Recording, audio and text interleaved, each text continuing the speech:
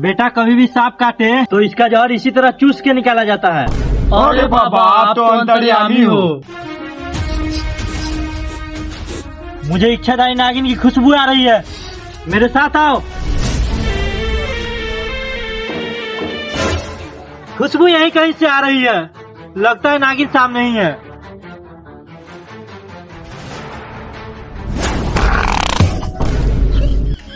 बेटा हग रहे हो? हाँ ठीक है, लगे रहो।